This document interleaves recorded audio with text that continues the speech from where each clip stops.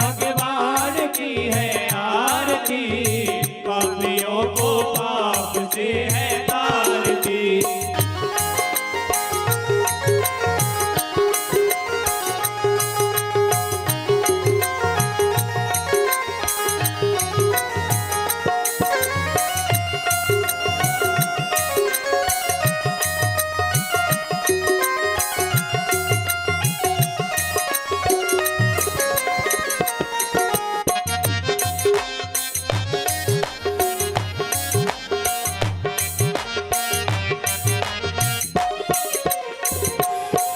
ये शांति गीत पावन पुनीत, पापों को मिटाने वाला, हरि दरस दिखाने वाला। ये शांति गीत पावन पुनीत, पापों को मिटाने वाला, हरि दर्द कराने वाला। ये शांति गीत पावन पुनीत, पापों को मिटाने वाला, हरि दरस दिखाने वाला। शांति गीत पावन पुनीत, पापों को मिटाने वाला, हरि दर्द कराने वाला। यह सुख करनी यह दुख हरनी, यह सुख करनी यह दुख हरनी, यह सुख करनी यह दुख हरनी।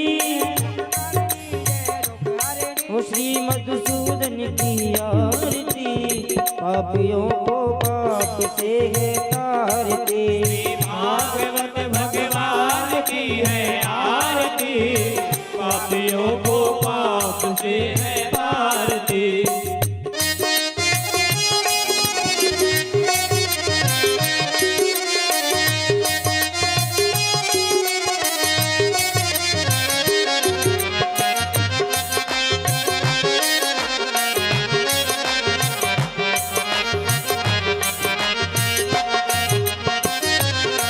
ये मधुर बोल जगवंत कोल, सतमार्ग दिखाने वाला, बिगड़ी को बनाने वाला।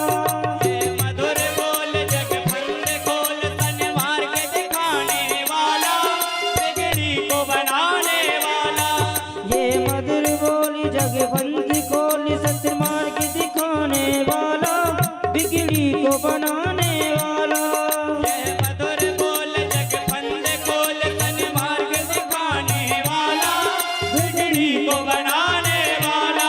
श्री राम यही घनश्याम यही, श्री राम यही घनश्याम यही, श्री राम यही घनश्याम यही। श्री राम यही घनश्याम यही। यह प्रभु महिमा की आरती, पापियों को पाप से है तारती। भागवत भगवान की है आरती, पापियों को पाप से है तारती। श्री भागवत भगवान की है आरती, पापियों को पाप से है तारती। है आरती, पापियों को पाप से है तारती। कर्पूर गौरम कर्णावतारम, संसार सारम भुजगेन्द्रहारम, सदा वसंतम हृदयारविंदे भवं नमामि सहतं नमामि। तुमेव माता च पिता तुमेव, तुमेव बन्धु च सखा तुमेव, तुमेव विद्याधनं तुमेव, तुमेव सर्वं मम देवि देव, तुमेव सर्वं मम देवि देव, तुमेव सर्वं मम देवि।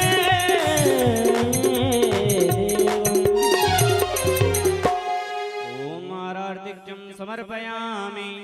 जलेन शीतलीकरणं पुष्पै देवादिवन्दनं, देव्यादिवन्दनम्, आरोग्यार्थे आत्माभिवन्दनं। हस्ते पुष्पाञ्जलिम् आदाय ॐ यज्ञेन यज्ञमयजन्त देवास्तानि धर्माणि प्रथमान्यासन्ना, ते अनाकं महिमानः शचन्त यत्र पूर्वे साध्याः सन्ति देवाः। हरि ओम एकदन्ताय विद्महे वक्रतुण्डाय धीमहि तन्नो दन्ते प्रचोदयात्। हरि ओम नारायणाय विद्महे वासुदेवाय धीमहि तन्नो विष्णु प्रचोदयात्। हरि ओम महालक्ष्मी च विद्महे विष्णुपत्नी च धीमहि तन्नो लक्ष्मी प्रचोदयात्। हरि ओम नंदनंदनाय विद्महे यशोदानंदनाय धीमहि तन्नो श्रीकृष्ण प्रचोदयात्।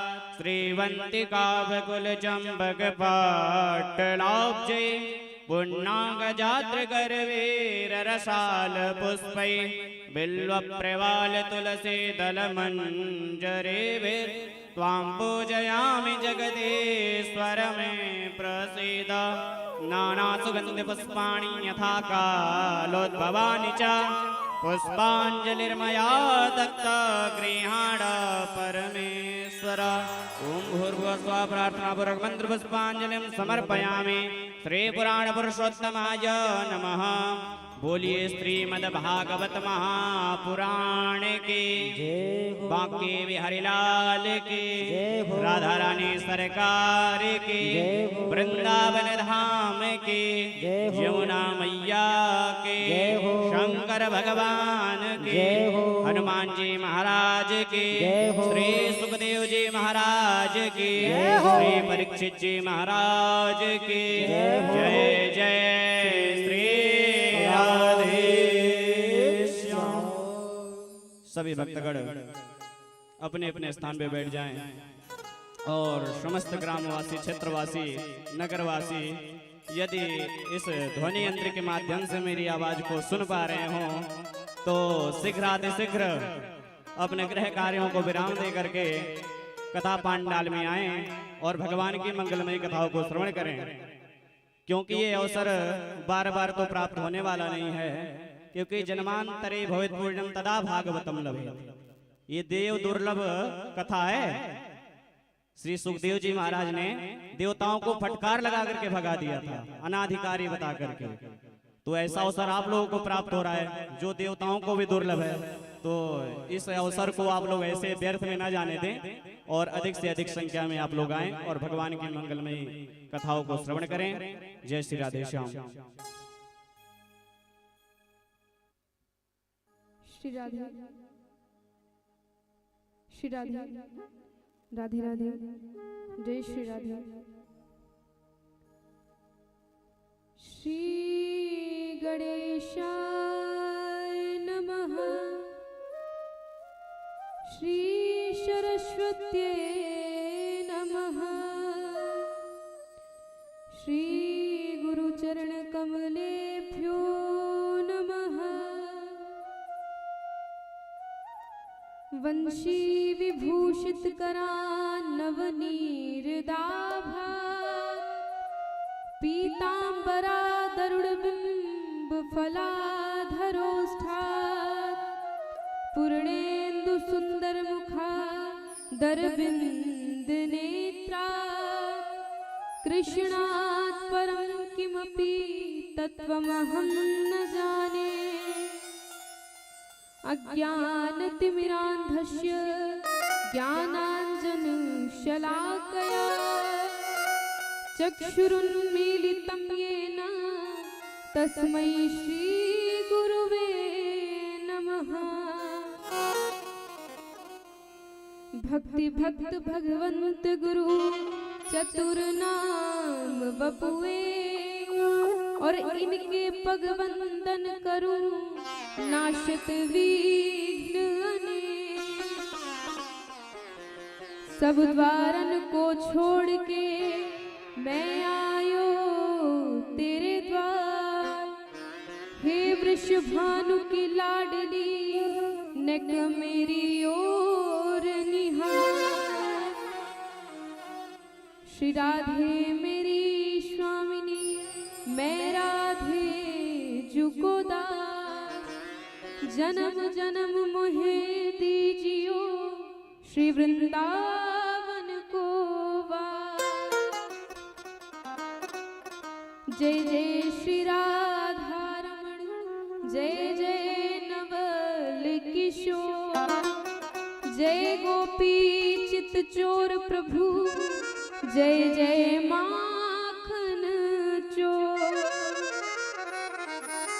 जय गोपी चित चोर प्रभु, जय जय माखन चोर।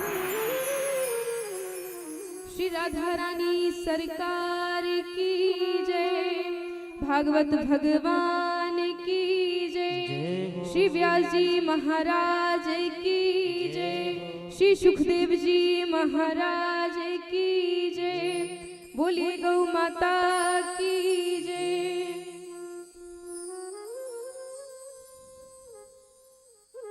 परम मंगलमय परात्पर हमारे बांके बिहारी के साक्षात स्वरूप श्रीमद् भागवत महापुराण को हम बारंबार एक बार हाथ जोड़कर प्रणाम करेंगे। मधुमंगल संत समाज को, विप्र समाज को मेरा प्रणाम। इस पावन कथा, इस पावन भागवत कथा के आयोजक, समस्त ग्रामवासी, क्षेत्रवासी, सभी भक्तगण, यहाँ उपस्थित सभी माताओं को, श्रद्धामयी माताओं को, बहनों को, भाई बुजुर्ग बच्चे, सभी को इस व्यासपीठ की ओर से अभिनंदन और स्वागत। आप सभी के हृदय में स्थापित, आप सभी के हृदय में बैठे हुए इष्ट देवता को मेरा बारंबार प्रणाम। अब जरा ध्यान से सुनिएगा। भागवत भगवान जहां पर विराजमान हो जाते हैं, वो कोई क्षेत्र या कोई ग्राम नहीं रह जाता। यहाँ पर भागवत भगवान विराजमान हुए हैं 7 दिन के लिए। ये क्या बन गया? वृंदावन। ये दुनाई नहीं है। 7 दिन करके लिए, 7 दिन के लिए यही सोच करके यहाँ पे बैठना कि ये ग्राम दुनाई नहीं है, ये श्री वृंदावन धाम बन चुका है। कहीं जा रहे हो, अगर कथा में आ रहे हो, सब पूछ रहे हैं, कोई पूछ रहा है आपसे कि कहाँ जा रहे हो, तो ये मत कहिएगा कि कथा सुनने जा रहे हैं, ग्राम दुनाई जा रहे हैं कथा सुनने के लिए। महाराज ये कहिएगा कि हम श्री वृंदावन धाम जा रहे हैं। ये वृंदावन धाम बन जाता है 7 दिनों के लिए, जहां श्रीमद् भागवत जी विराजमान हो जाते हैं। बड़े ही सौभाग्य से हमें भागवत जी के समीप आने का अवसर मिलता है, यानी भागवत सुनने का अवसर मिलता है। एक कथा देव दुर्लभ है। एक कथा जो है ना, देवताओं को भी प्राप्त नहीं हुई है, जो कथा हमें प्राप्त हो रही है। तो अपना समय नहीं गंवाना चाहिए। अगर हमें भगवान ने समय दिया है, मनुष्य जन्म जो है ना, बड़े ही पुण्य प्रताप से मिलता है, क्योंकि एक मनुष्य जीव ही ऐसा है जिसमें हम भगवान को याद कर सकते हैं, भगवान का नाम जप कर सकते हैं, भगवान को भज सकते हैं। वरना आप देखते हैं कि गाय है, कई जीव हैं, छोटे छोटे जीव हैं, क्या वो भगवान का नाम ले सकते हैं? या भगवान की कथा के पंडाल में बैठ करके कथा को सुन सकते हैं? एक मनुष्य जीव ही ऐसा है कि भगवान का नाम भी ले सकता है और भक्ति भी कर सकता है।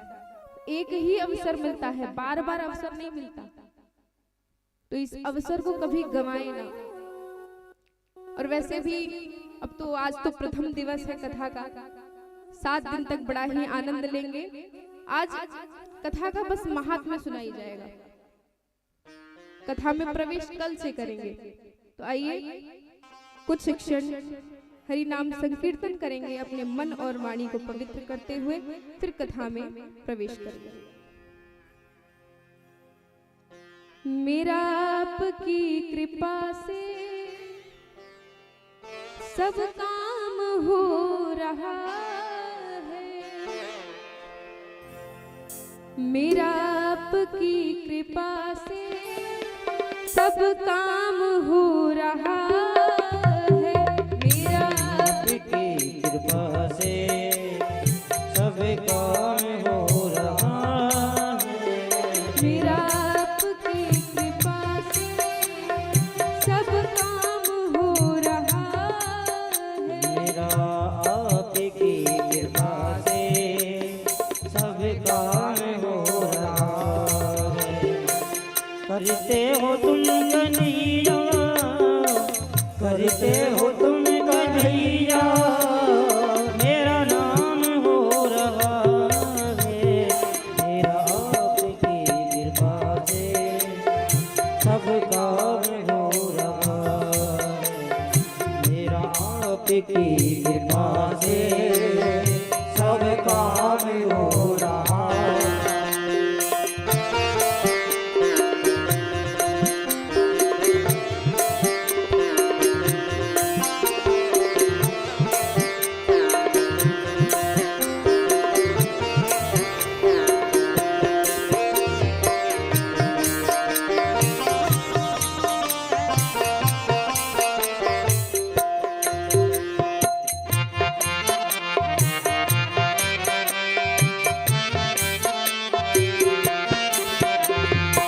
पतवार के बिना भी मेरी नाव चल रही है।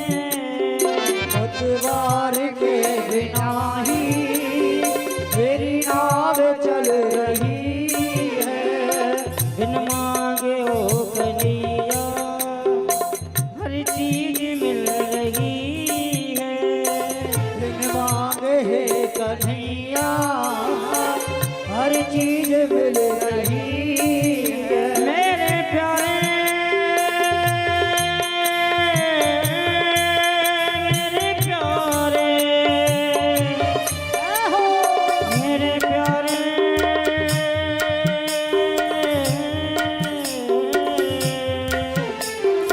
पतवार के बिना ही मेरी नाव चल रही है।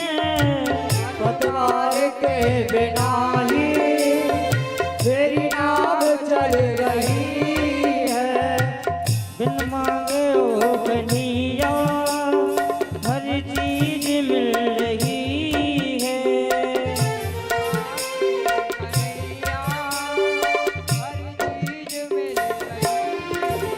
ओ थामा है तेरा दामन दामन, हमारे तेरा दामन आराम हो रहा है। मेरा आपकी कृपा से सब काम हो रहा है।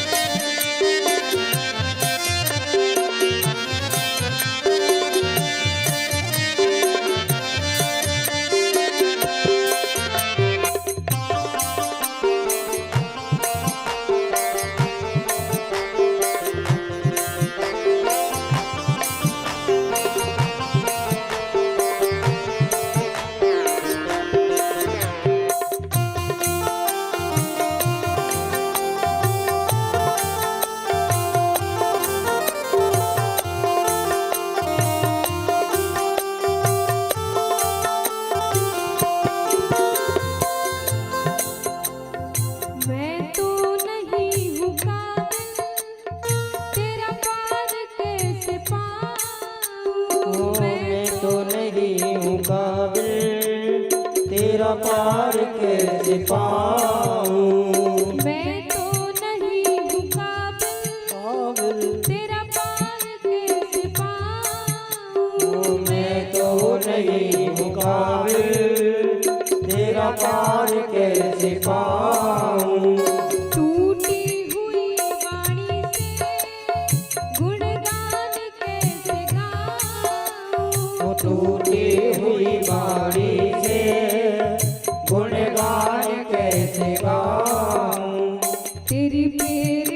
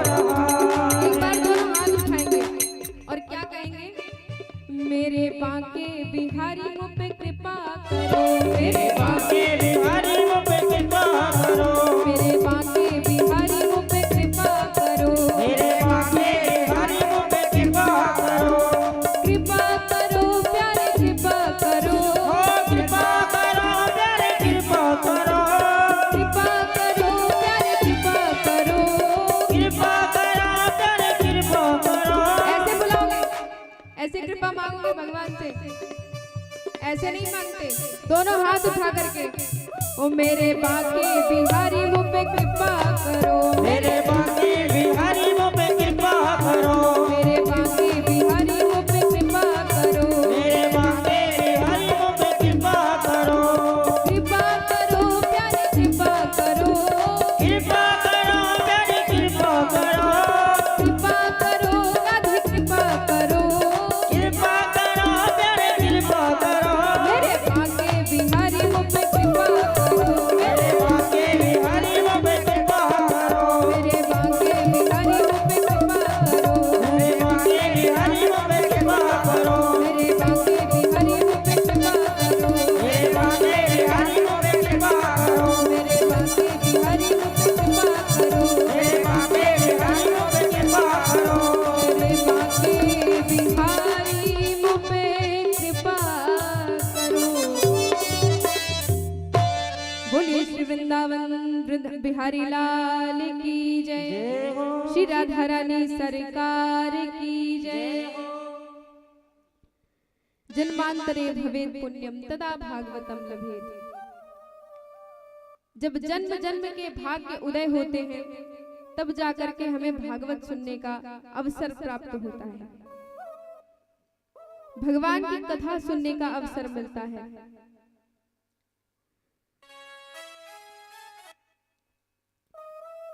कि हम कितना भी चाह लें कथा में कभी आ नहीं सकते। अगर हम अपनी मर्जी से आएंगे ना तो कथा में नहीं आ पाएंगे। हम सोच रहे हैं कि मनोरंजन की दृष्टि से आए, कोई बात नहीं, चलते कथा में चलते हैं, नहीं आ पाएंगे जब तक भगवान की कृपा नहीं होगी, श्री ठाकुर जी की कृपा आपके ऊपर नहीं बरसेगी तब तक आप कथा पांडाल में आ ही नहीं सकते, कितना भी प्रयास कर लीजिए। कि लोग कहते हैं कथा में आना बड़ी बात नहीं है, कथा में तो सब आते हैं।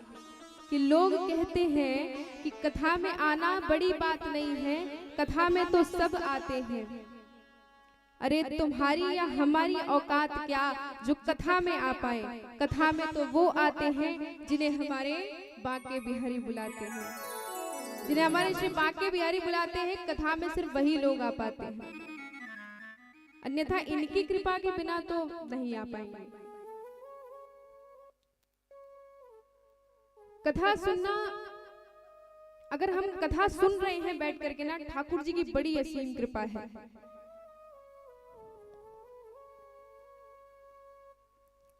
और देखिए भागवत क्यों सुनी जाती है। सबसे पहले भागवत जानिए क्यों सुने हम, क्योंकि हम मनुष्य ऐसे हैं कि अगर किसी चीज का हमें लाभ ना पता चले, कोई भी कार्य हो, हम कोई भी कार्य कब करते हैं जब उसका लाभ हमें मालूम होता है, हमें लाभ पता होता है कि हमें इस कार्य को करने से ये लाभ होगा, तब हम उस कार्य में रुचि रखते हैं या उस कार्य को करते हैं। अगर हमें पता ही नहीं होगा तो भागवत क्यों सुनी जाती है, तो हमारी श्रद्धा नहीं होगी, भागवत के प्रति रुचि नहीं होगी। तो भागवत 4 शब्दों से मिलकर बना है।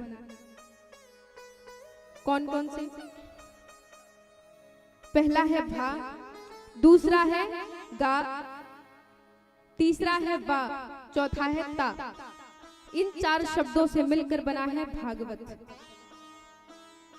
ये भागवत के रूप हैं। भागवत में 4 शब्द हैं। पहला है भा यानी भक्ति, जिसके अंदर भक्ति आ गई, ज्ञान आ गया और वैराग्य आ गया। तो वो परम तत्व परमात्मा को प्राप्त कर लेता है।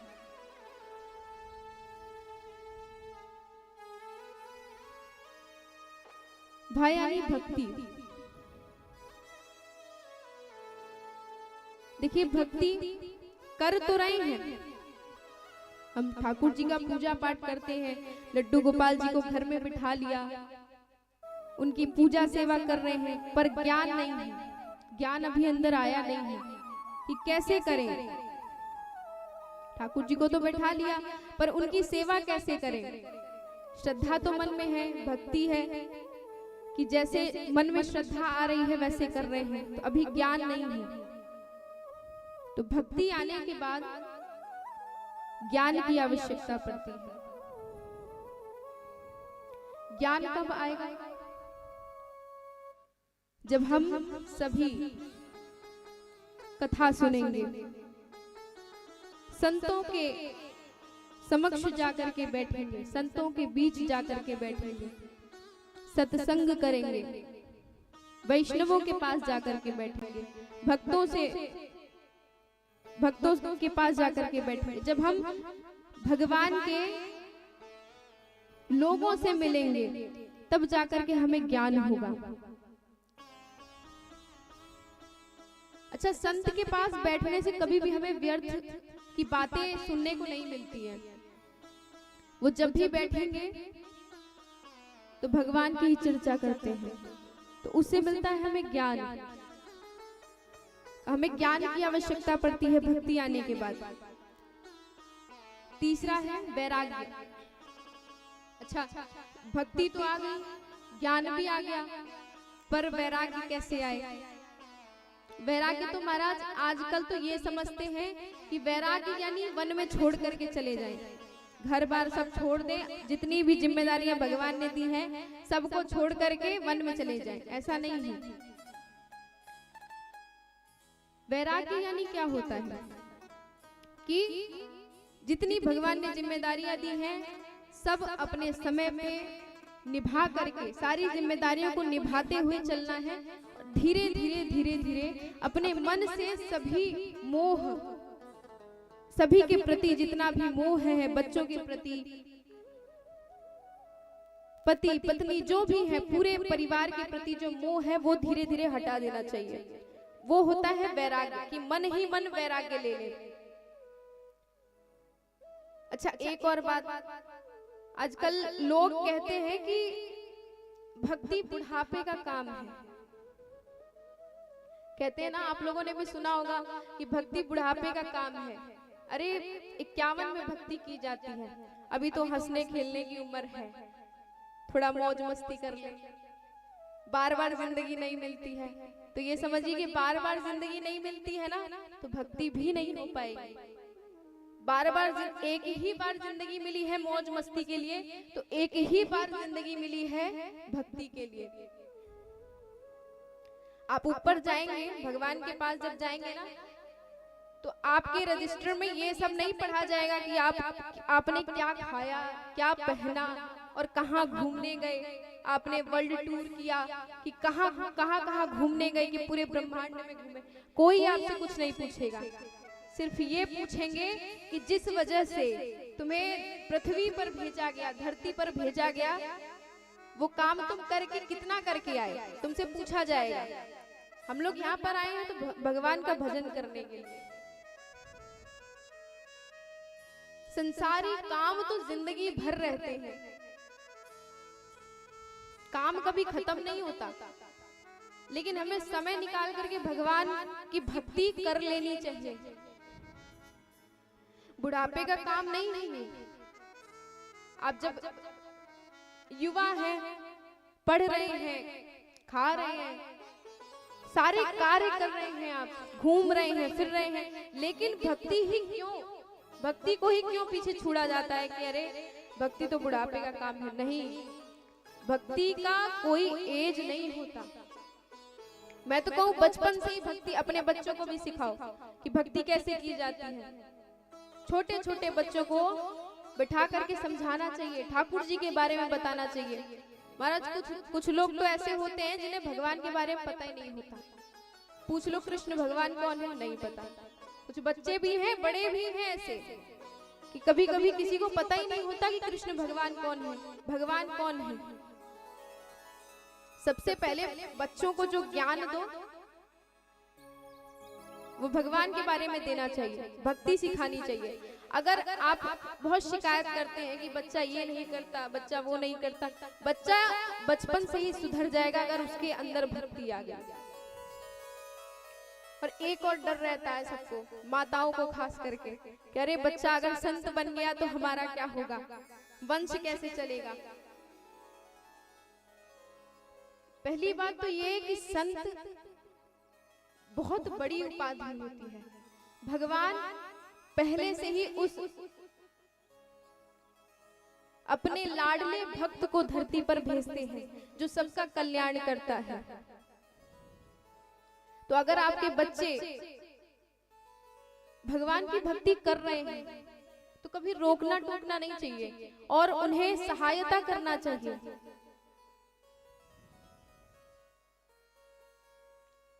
सुनीति मैया ने ध्रुव जी को वन में भेज दिया था।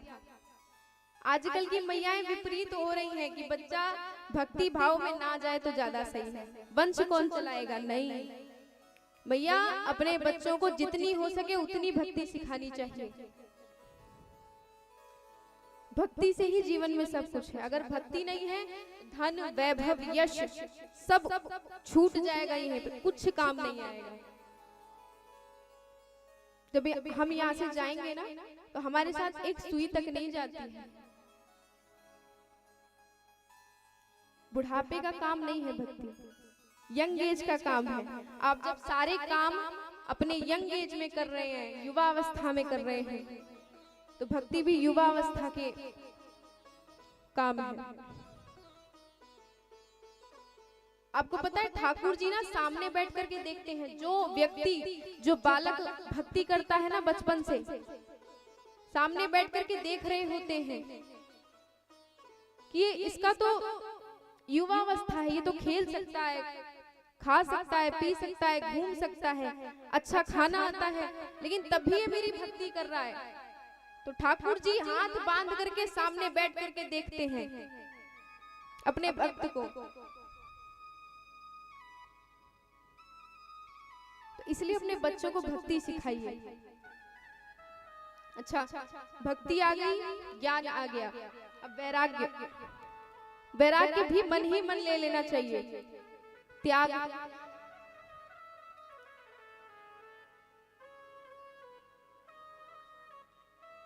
त्याग कर लेना चाहिए। अगर वैराग्य आ गया तो त्याग अपने आप आ जाएगा। जो वस्तुओं से जो मोह है, छोटी मोटी वस्तुएं जो मन में जिनसे आसक्ति रहती है, जिन वस्तुओं से कि ये वस्तु अगर मेरे से दूर हट गई तो मैं जी नहीं पाऊंगा या जी नहीं पाऊंगी, वो चीजें अगर वैराग्य आ गया तो त्याग लाना ही पड़ेगा। अगर ये चारों चीजें जिसके अंदर आ गई तो वो स्वयं भागवत बन जाता है।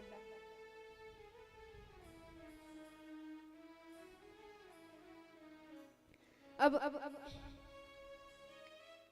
इन चार शब्दों से तो मिलकर बना है भागवत। श्रीमद् भागवत की रचना किसने की?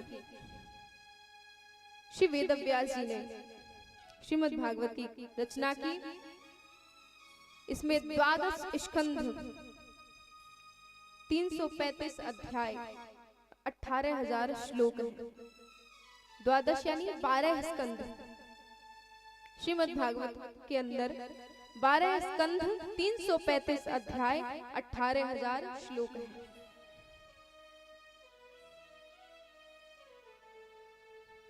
और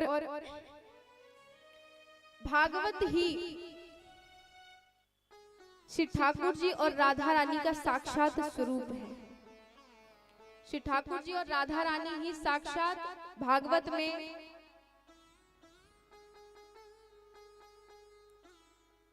बताया गया है। एक संत का बड़ा प्यारा भाव है कि ये जो भागवत के पन्ने हैं कैसे हैं? सफेद रंग के। भागवत के जो पन्ने हैं वो सफेद रंग के हैं और उन पे जो श्लोक लिखे हैं कैसे कलर के लिखे हैं? काले रंग के। तो जो भागवत के पन्ने हैं उन्हें बताया गया है हमारी श्री राधा रानी, और जो उन पे श्लोक लिखे हैं, जो काली स्याही से श्लोक लिखे गए हैं, उन्हें हमारे श्री ठाकुर जी बताए गए हैं। तो श्री ठाकुर जी और राधा रानी स्वयं ही श्री भागवत ही स्वयं श्री राधा रानी और ठाकुर जी का स्वरूप है। बोलिए श्रीमद् भागवत महापुराण की जय हो। तो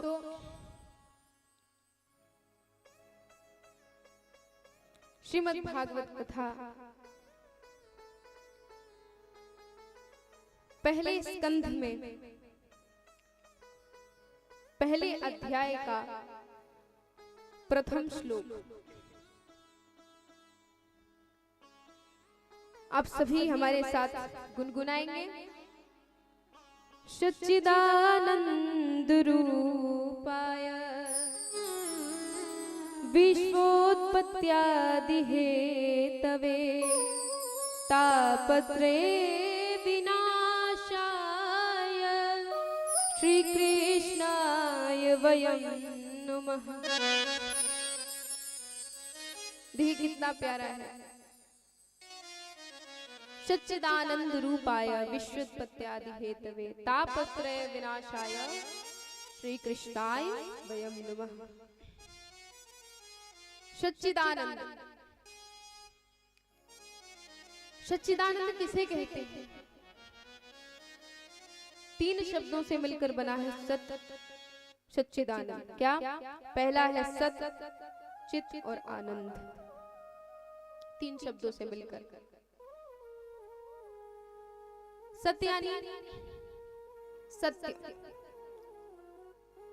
जो जिसका कभी नाश नहीं हो सकता।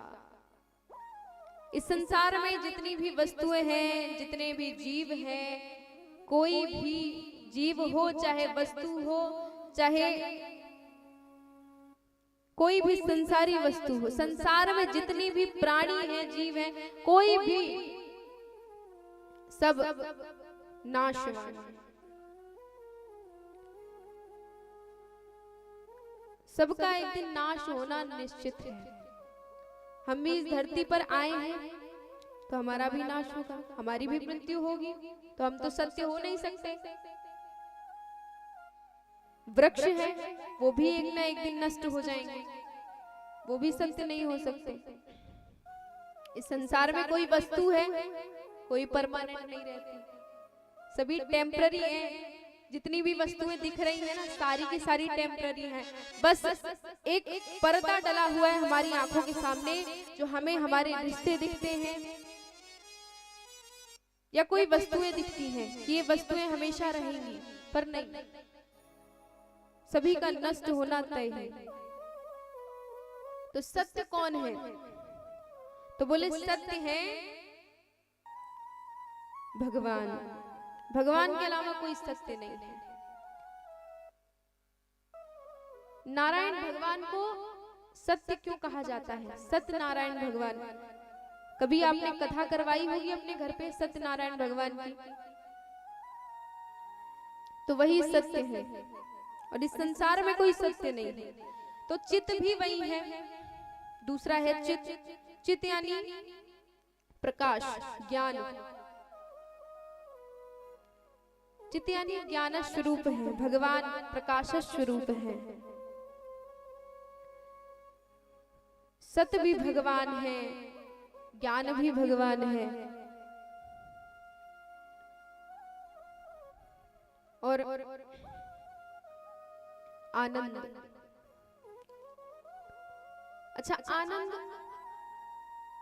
हम क्या सोचते हैं? आनंद मनोरंजन को कहा जाता है? नहीं, आनंद मनोरंजन को नहीं कहा जाता। आनंद तो महाराज हृदय में होता है। जो हमें कैसे प्राप्त होता है? बोले आनंद कहाँ मिलेगा? ना ही तो पब जाने में मिलेगा, ना ही संसारी कोई वस्तुओं में मिलेगा, ना ही कोई रिश्तों में मिलेगा, ना ही आपको कोई सुख में मिलेगा। आनंद केवल एक ही जगह मिलता है, वो है भगवान के नाम में। यही आनंद मिल सकता है। पता चले आप चले जाओ कहीं घूमने, ट्रेवल करने, टूर पे चले जाओ, अरे मुझे सुकून चाहिए, आनंद नहीं मिलेगा।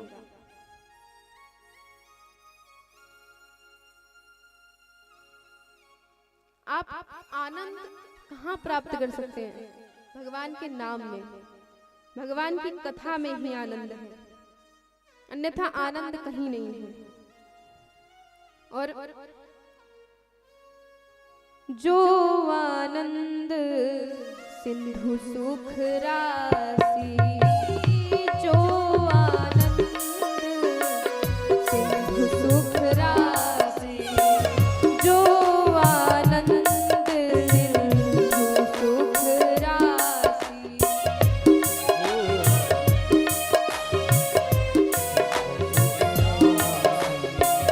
सिकरत त्रेही लोक सुपासी, सिकरत त्रेही लोक सुपासी। देखिए, आनंद भगवान क्या है? आनंद के सिंधु, आनंद के सिंधु है भगवान।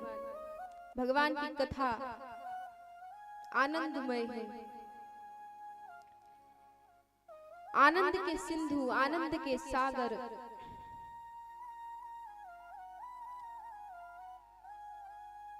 सागर का काम क्या होता है? अगर आप सागर के समीप बैठे हैं कुछ दूर पर और आपको नहाना नहीं है, स्नान नहीं करना है, तभी सागर का कार्य क्या होता है कि एक न एक लहर ऐसी आएगी कि आप जहां बैठे हैं वहां बैठे ही हैं, आप अपनी जगह से नहीं हिलेंगे, लेकिन एक न एक लहर ऐसी आएगी कि आपको भी भिगो करके चली जाएगी। आप भी नहा लेंगे, आप भी स्नान कर लेंगे। तो भगवान क्या है? आनंद के सिंधु। कथा क्या है? आनंद का सागर। तो कथा भी इसी प्रकार है। अब यहाँ पर कथा हो रही है ग्राम दुनाई में, आप सभी बैठकर कथा सुन रहे हैं। अब आप सभी जो लोग यहाँ पर उपस्थित हैं, उन पे तो भगवान की कृपा बरस रही है। तो महाराज कहा जाए कि अरे हमारे साथ भेदभाव हो रहा है। भगवान ने नहीं भेदभाव किया ना। श्रीमद् भागवत कथा यहाँ पर हो रही है, आप सभी आए हैं, कुछ लोग अपने घरों में होंगे, तो अगर वो नहीं आए हैं तो उनके साथ भेदभाव नहीं हुआ है, क्योंकि ये कथा है, सभी सुनते हैं। तो अगर सागर में कोई नहीं नहा रहा है तो वो सागर की गलती नहीं है। अगर कहीं बारिश हो रही है, अभी आपके ऊपर रहता है कि आप उस बारिश में, उस वर्षा में भीगोगे या नहीं। कोई तो है, कुछ लोग हैं कि हाँ बारिश होती है, वर्षा होती है, तो अपने घरों से बाहर निकल के स्नान कर लेते हैं, आनंद ले लेते हैं, मनोरंजन कर लेते हैं। पर जो लोग, कुछ लोग हैं कि छाता लेकर के चलते हैं, कुछ लोग अपने घरों में चले जाते हैं कि अरे वर्षा हो रही है, बारिश हो रही है, भीग जाएंगे। तो जो लोग बच रहे हैं, भगवान उनके साथ तो कभी भेदभाव नहीं कर रहे, वर्षा तो एक समान हो रही है, लेकिन वो हमारे ऊपर रहता है कि हम उस वर्षा का आनंद लें, भगवान की कृपा रूपी वर्षा का आनंद लें या ना लें।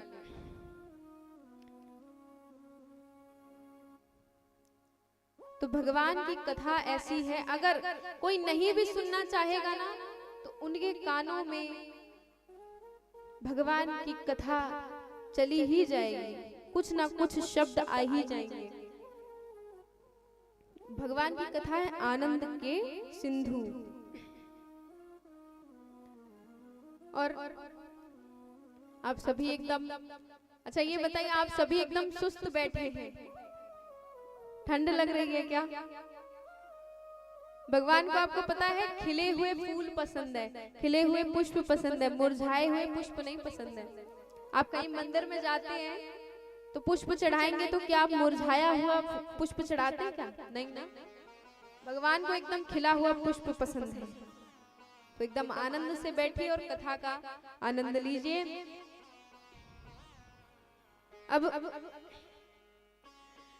सच्चिदानंद रूपाय विश्वोत्पत्त्यादि हेतवे, विश्वोत्पत्त्यादि हेतवे, भगवान इस पृथ्वी को उत्पन्न करते हैं, फिर पालन करते हैं और फिर भगवान ही संहार कर देते हैं। ब्रह्मा रूप में पृथ्वी को उत्पन्न करते हैं, विष्णु रूप में पालन करते हैं और शिव रूप में संहार कर देते हैं। तापत्रय विनाशाय, तापत्रय विनाशाय, तीनों तापों का नाश करने वाले हमारे भगवान। तीन प्रकार के कष्ट होते हैं जीवन में, केवल तीन प्रकार के। कोई तन दुखी, कोई मन दुखी, कोई धन बिन रहत उदास, पर थोड़े थोड़े सब दुखी, पर सुखी राम के दास। कोई तन दुखी, कोई तन से परेशान है, कोई धन दुखी, कोई धन से परेशान है, और कोई मन दुखी, कोई मन से परेशान है। कोई तन दुखी, तीन प्रकार के कष्ट होते हैं। कोई तन से परेशान है, बड़े बुजुर्गों को देखा होगा कि हाथ पैर चलना बंद हो जाते हैं, तन से परेशान है महाराज, कई रोग व्याधि लगे हुए हैं।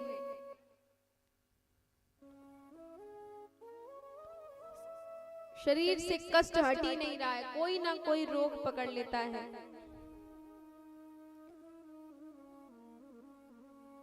एक व्यक्ति दाल का पानी और सूखी रोटी खा रहे थे। उनसे पूछा गया कि महाराज ये बताइए कि आप इतने करोड़पति हैं, आप इतने बड़े बड़े टर्नओवर करते हैं, आप सूखी रोटी सूखा फुल्का खा रहे हैं और दाल का पानी पी रहे हैं, ऐसी क्या मजबूरी बन गई आपकी? तो व्यक्ति ने कहा महाराज क्या बताएं, अगर रोटी में घी चिपड़ ले तो ब्लड प्रेशर हाई हो जाता है, और अगर दाल खा ले तो कोई ना कोई रोग पकड़ लेता है, कोलेस्ट्रॉल बढ़ जाएगा मीठा खाने से। तो महाराज कोई ना कोई रोग पकड़े ही रहता है। ये होते हैं तन दुखी, पूरे दिन परेशान है, चल नहीं पा रहे हैं। अब है मन दुखी। मन से कैसे दुखी होते हैं? मन दुखी, धन है, वैभव है, यश है, लेकिन मन से हमेशा परेशान है, डिप्रेशन, हमेशा डिप्रेशन रहता है। कभी कुछ मन में सोचते हैं, कभी कुछ मन में सोचते हैं। तो चिंता को घटाइए और चिंतन को बढ़ाइए। चिंता अपने जीवन में नहीं करनी चाहिए कि हमें ये वस्तु नहीं मिली, उसके लिए कष्ट हो रहा है, मन से परेशान है। एक बार एक व्यक्ति अपने बच्चे को बड़ा खिलाया पिलाया और पढ़ने के लिए विदेश भेज दिए। एक सेठ ने अपने बच्चे को पढ़ने के लिए विदेश भेज दिया कि जाएगा, पढ़ेगा और पढ़ के आएगा, जब इंडिया लौटेगा तब उसकी अच्छे से शादी विवाह करवाएंगे।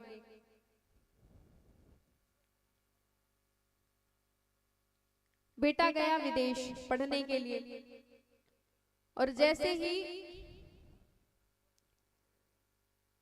बेटे को फोन लगाया कि बेटा कैसे हो, बोले अच्छे हैं पिताजी। और क्या हालचाल, सब बढ़िया? बोले हाँ। और कोई नया समाचार? पढ़ाई पूरी हो गई? बोले हाँ पढ़ाई पूरी हो गई। कोई नया समाचार ये है पिताजी, पिताजी देखिए यहाँ पर मन में क्या लेके बैठे हुए हैं कि बच्चा आएगा, उसका विवाह करवाएंगे खूब धूमधाम से, रिश्तेदारों को आमंत्रण कर दिया, रिश्तेदारों को निमंत्रण भेज दिया कि रिश्तेदार आएंगे। खूब मन में सपने सजा करके बैठे हैं पिताजी। जैसे ही बच्चे को कॉल किया, बेटे को, बेटे से पूछा कुछ नया समाचार? कुछ? बोले कुछ नहीं पिताजी, बस यही है कि हमने विवाह कर लिया है, मैंने शादी कर ली है। वहीं महाराज पिताजी के सारे अरमान ठंडे हो गए। तो यह डिप्रेशन, मन से कष्ट हो रहा है कि बेटे को इतना पढ़ाया लिखाया, विदेश भेजा कि अच्छी पढ़ाई करके आएगा, और बेटे ने पिताजी के सारे सपनों पर, सारे अरमानों पर पानी फेर दिया। और टेंशन देखिए, टेंशन किसे कहते हैं? एक सूर्य का प्रकोप कभी कभी हम नहीं झेल पाते ना। अगर बहुत ही ज्यादा तापमान में अगर सूर्य उदय हो जाए तो हम नहीं झेल पाते, अपने अपने घरों में बैठे रहते हैं एसी चला करके। और सोचिए जिस टेंशन, 10 यानी 10 सूर्य का प्रकोप जिसके मन पर, बुद्धि पर होगा तो उसका क्या हालत होगा महाराज बताइए। टेंशन नहीं करना चाहिए।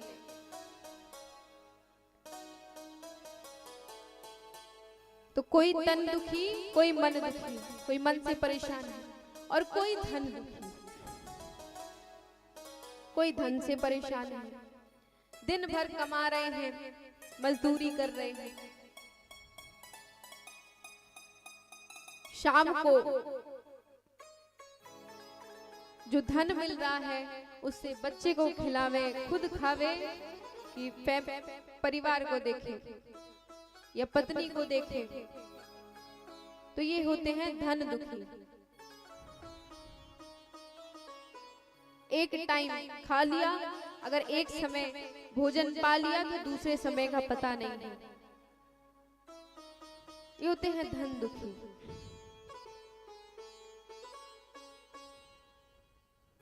तीन प्रकार के कष्ट हैं। नानक देव ने तो यहाँ तक कहा है कि नानक दुखिया सब संसार। इस संसार में सभी दुखी है, कोई सुखी नहीं है। इस संसार में किसी की परफेक्ट लाइफ है ही नहीं। अगर आप सोच रहे हैं कि हमारा पड़ोसी अगर सुखी है, हमारे पड़ोसी के पास तो बड़ा धन है, बड़ा आदमी है, महाराज कहते हैं ना बड़ा आदमी है, उसके पास तो बड़ा धन है, किसी चीज की कमी नहीं है, पर उसी को पता होता है कि उसके मन में कितनी चिंता है, उसकी परिस्थिति कैसी हो रही है। अच्छा, बड़ा आदमी है, धन से हम सब कुछ खरीद सकते हैं,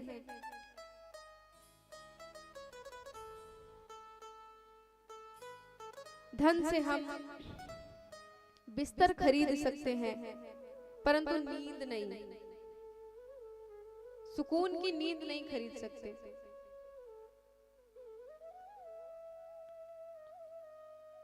धन से हम अनेक वस्तुएं खरीद सकते हैं, धन से हमें सुख मिल सकता है, पर आनंद नहीं। तो पड़ोसी को ही पता है कि कैसे उसका जीवन व्यतीत हो रहा है। महाराज पैसे को देख करके लोग सोचते हैं कि वो तो बड़ा सुखी है, पर वो सुखी नहीं है। दूर से हमें किसी की जिंदगी को देखने में बड़ा आनंद आता है। अगर हम आजकल तो सोशल मीडिया चल गया, अगर सोशल मीडिया पे किसी को देखते हैं तो बोलते हैं अरे इसकी लाइफ एकदम सेट है।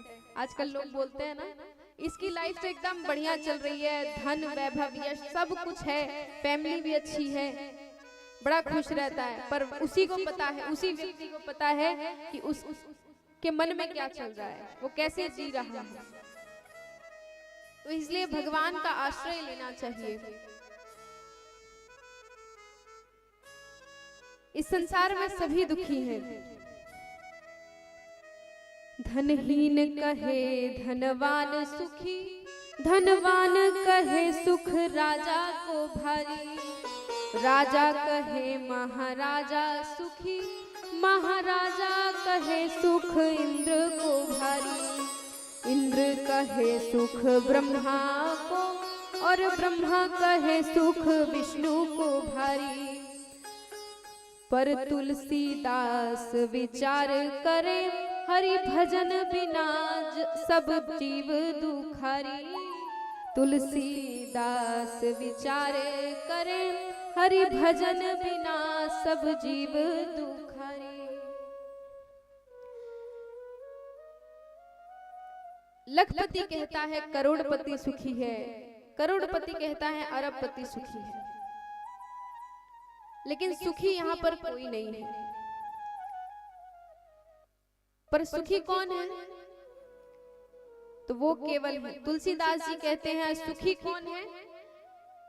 केवल राम के दास, कृष्ण के दास, भगवान के भक्त। जो भगवान की सेवा करता है, भगवान की भक्ति करता है, वही असली आनंद में है और कोई सुखी नहीं है।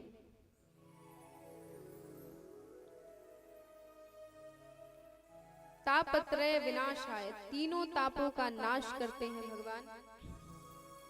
श्री कृष्णाय वयम नमः। श्री यानी श्री राधा रानी। श्री सुखदेव जी ने भागवत में राधा रानी का नाम स्पष्ट रूप में नहीं लिया है, संक्षेप में लिया है। क्यों? क्योंकि श्री सुखदेव जी राधा रानी के अनन्य और लाडले भक्त थे। श्री राधा रानी का एक बार नाम सुनते ही श्री सुखदेव जी की समाधि लग जाती थी।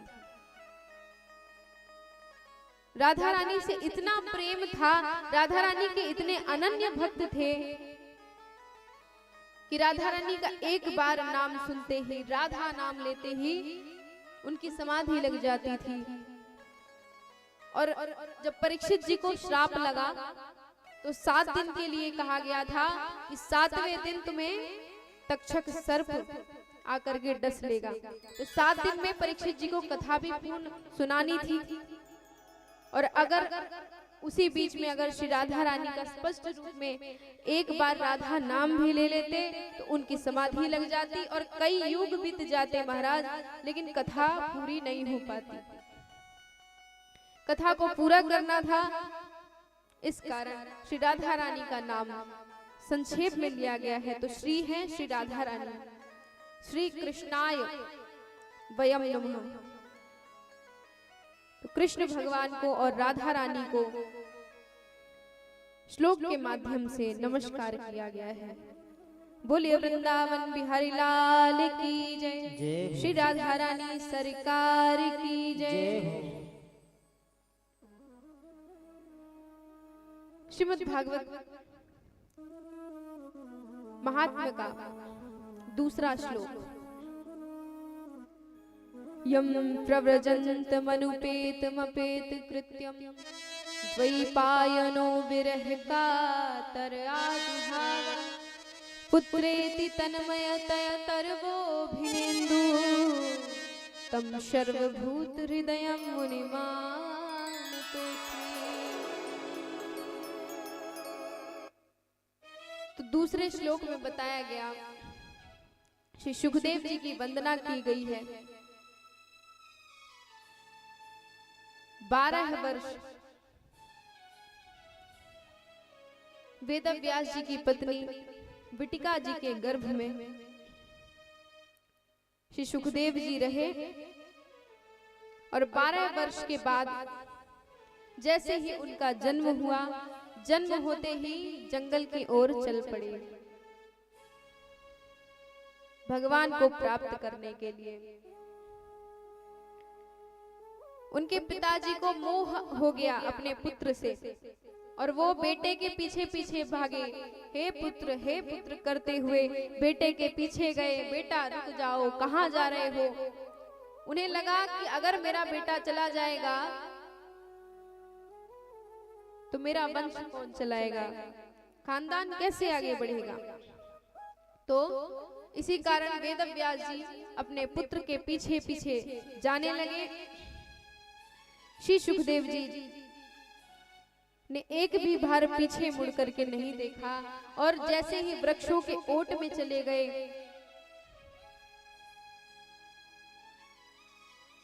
ये सभी लीला देख करके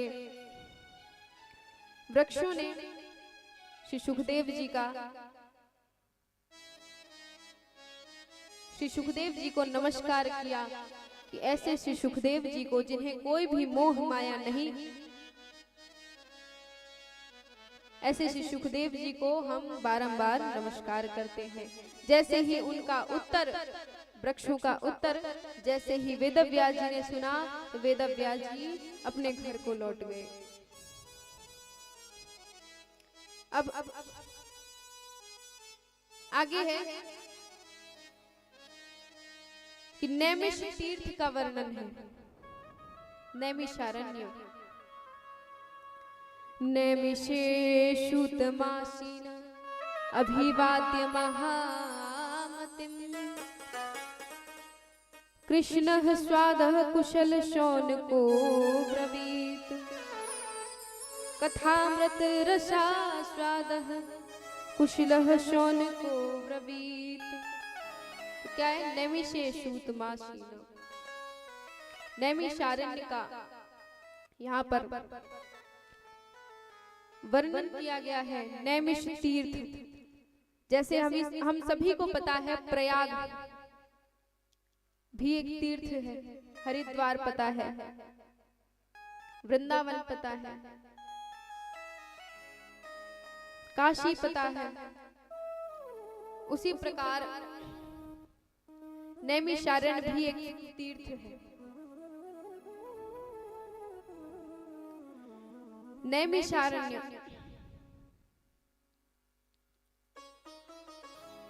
देखिए, नैमिषारण्य भगवान के चक्र से एक जंगल को काट कर संतों के लिए तपस्थली,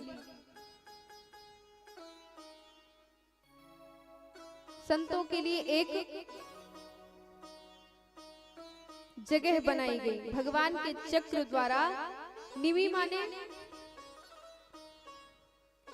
चक्र और अरण्य माने जंगल। तो चक्र से जब अरण्य को काटा गया, जब जंगल को काटा गया, तब वहां का नाम पड़ा नैमिषारण्य।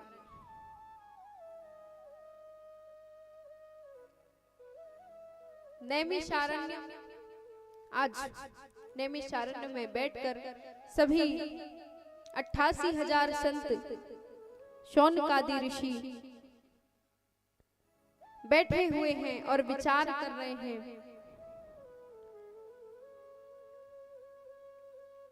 कि कोई तो संत आए जो हमें भगवान का नाम सुनाए, भगवान की कथा सुनाए।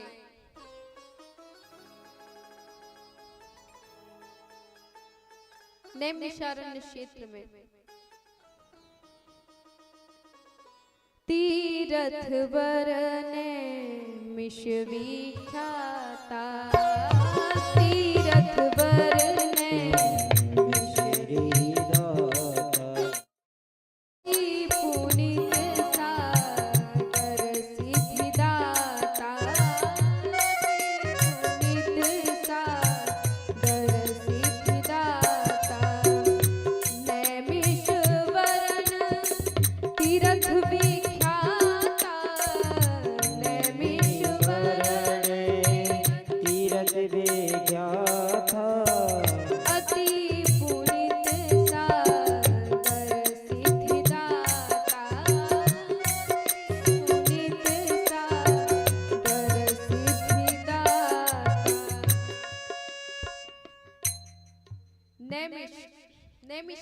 एक ऐसा तीर्थ है, एक ऐसी जगह है जहां पर आप बैठ करके भगवान का थोड़ा सा भी अगर नाम जप करते हैं तो आपको सिद्धि मिल जाएगी, आप सिद्धि को प्राप्त कर लेंगे। वहां पे थोड़ा सा भी नाम जपना, भगवान का थोड़ा सा भी नाम जप करना बड़ा महत्व। तो नैमिषारण्य में आज 88,000 संत जन बैठे हैं, विचार कर रहे हैं कि कोई तो ऐसा आए जो भगवान का हमें नाम सुनाए।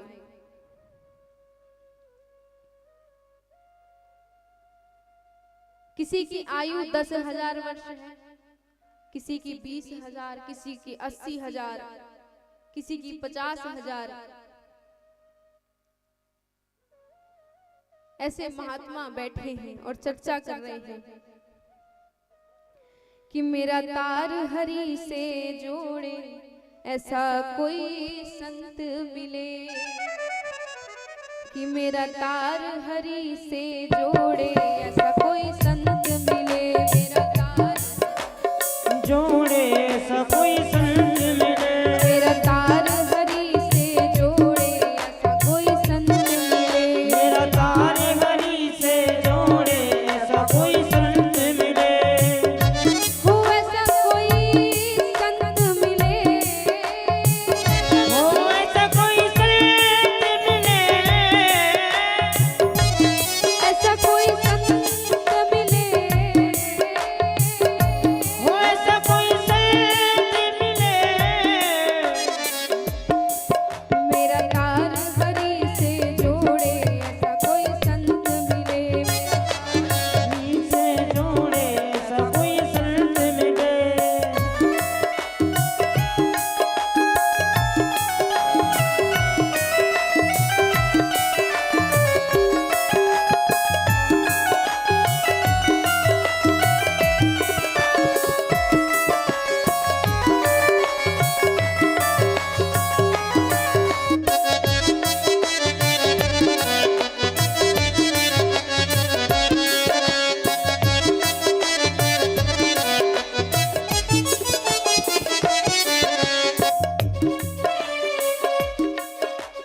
जोड़े तार करे उजियारा, जोड़े तार करे उजियारा, जोड़े तार करे उजियारा, जोड़े तार करे उजियारा, अंतर में ना रहे अंधियारा, अंतर में ना रहे यारा, जोड़े तार करे उजियारा, जोड़े तार करे उजियारा, अंतर में ना रहे अंधियारा, अंतर में ना रहे यारा, मेरे आत्म रूप लिखा दे ऐसा कोई संत मिले, मेरे आत्म रूप लिखा दे सब कोई संत मिले।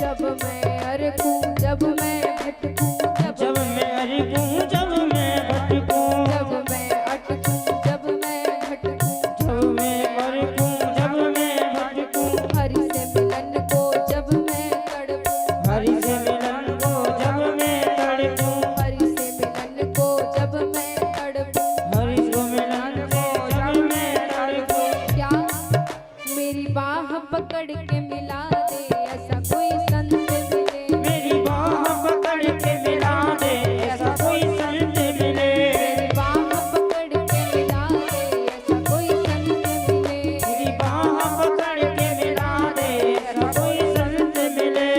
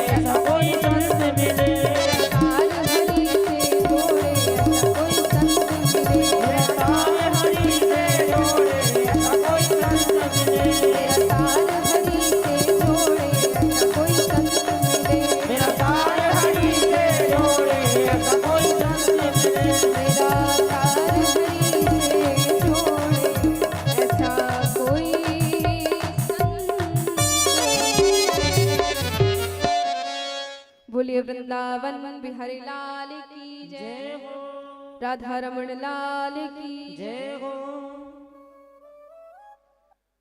कि जो इच्छा करी हो मन माही, राम कृपा कछु दुर्लभ नाही, राम कृपा कछु दुर्लभ नाही, राम कृपा कछु दुर्लभ नाही, राम कृपा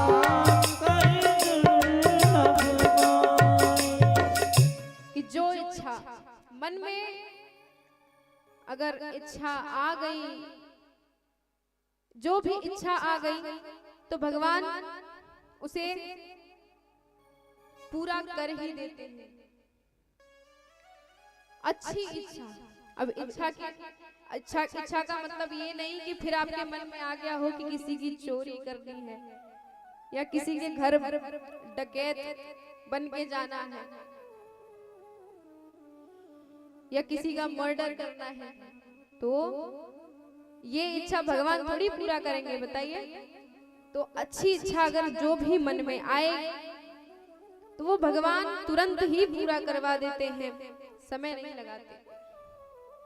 अब मन में आए कीर्तन करवाना है, मन में आए भागवत करवाना है,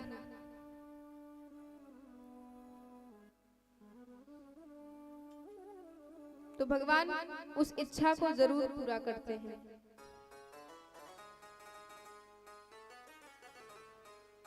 देखिए भागवत में कोई भी अगर हम कथा करवानी है, हमें अगर मन में इच्छा आ गई कि हमें कथा करवानी है, पहली बात तो होती है संकल्प लेना। अगर जो इच्छा मन में आई तो उसका संकल्प लीजिए, और संकल्प लेने के बाद संकल्प ले लिया, दूसरा कार्य क्या होता है? कर्म। संकल्प के बाद कर्म किया जाता है कि कार्य प्रारंभ करवा दो, भाग दौड़ करना शुरू कर दो, व्यवस्था करनी शुरू कर दो।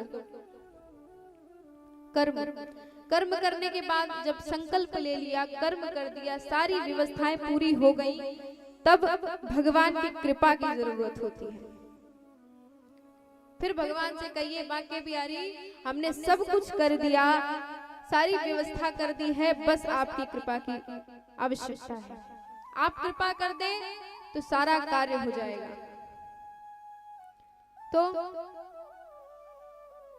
भागवत कथा या कोई भी कार्य अगर होता है तो भगवान की कृपा, अगर मन में कोई भी अच्छी इच्छा आई तो भगवान की कृपा बड़ी जल्दी होती है। और आगे कथा में है, धन वृद्धा बल वृद्धा आयु वृद्धा स्थितैव च ते सर्वेपि ज्ञान वृद्धाश्च किंकिरा शिष्य किंकिरा। धन वृद्धा,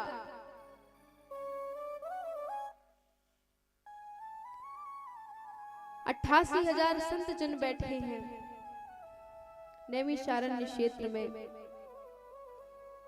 वहां सूत जी का आगमन होता है। श्री सूत जी कितने वर्ष के हैं? 16 वर्ष के। बोलिए श्री सूत जी महाराज की जय हो।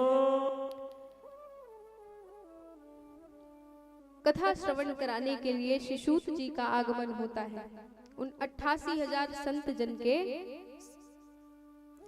समक्ष। उनके बीच में जैसे ही श्री सूत जी आकर के बैठे तो यहाँ पे प्रश्न ये उठता है कि श्री सूत जी केवल 16 वर्ष के और 88,000 संत जो हैं, किसी की आयु है 10,000 वर्ष, किसी की 50,000 वर्ष, किसी की 80,000 वर्ष। तो 16 वर्ष के श्री सूत जी कैसे कथा सुनाएंगे? तो देखिए, धन वृद्धा बल वृद्धा, धन वृद्धा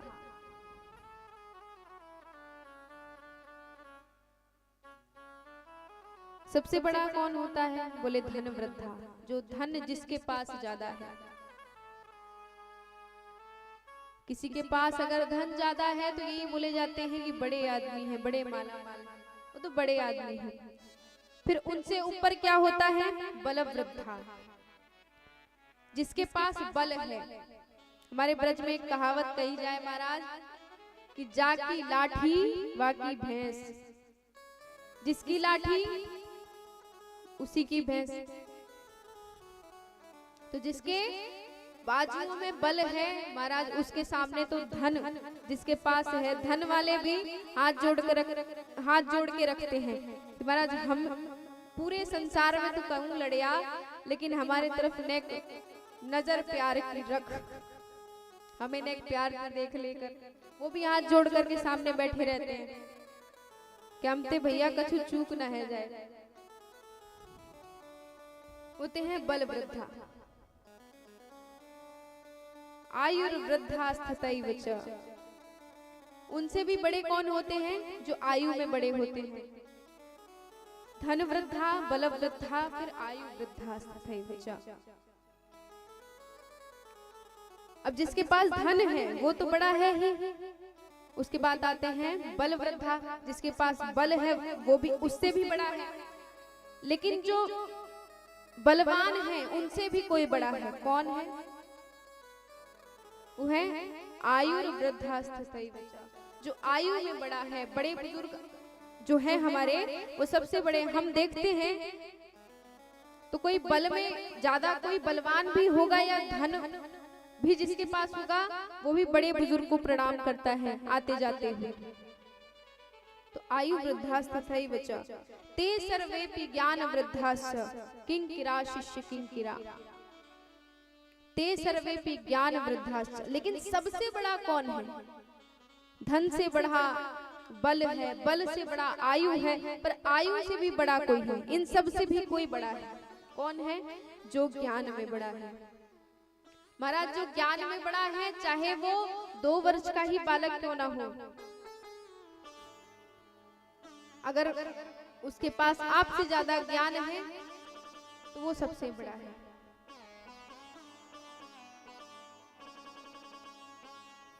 तो आयु वृद्धास्तथैव च, ते सर्वेपि ज्ञान वृद्धा किंकिरा शिष्य किंकिरा। सबसे बड़ा कोई है तो जो ज्ञान में बड़ा है वही सबसे बड़ा है।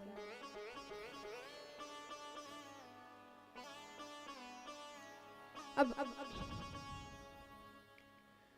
अज्ञान ध्वंस विध्वंस कोटि सूर्य समाप्रभा, सूताख्या ही कथा सारम मम कर्ण रसायनम। अज्ञान ध्वंस विध्वंस, श्री सूत जी करोड़ों सूर्यों के समान हैं। करोड़ों सूर्य का तेज उनके अंदर है। ज्ञान के सागर है। 88,000 संत जन उनके समक्ष बैठ करके कथा को सुनते हैं। देखिए जो कथा है ना, देव दुर्लभ कथा है। कैसे? परीक्षिते कथा वक्तुम समायाम संस्थिते सुके, सुधा कुंभम गृहत्वैव देवास्तत्र समागमन। तो परीक्षिते कथा वक्तुम, जब श्री परीक्षित जी को श्राप लगा, श्री सुखदेव जी बैठ करके कथा सुना रहे थे पृथ्वी लोक पर परीक्षित जी को। तभी देवताओं ने जब आकाश में से देखा कि अरे श्री सुखदेव जी तो कथा सुना रहे हैं परीक्षित जी को, तो हमें भी सुननी चाहिए। तो देवताओं ने क्या किया, सुधा कुंभम अमृत का कलश लेकर, अमृत का कलश लेकर देवता पृथ्वी पर आए, पृथ्वी लोक पर कथा सुनने के लिए।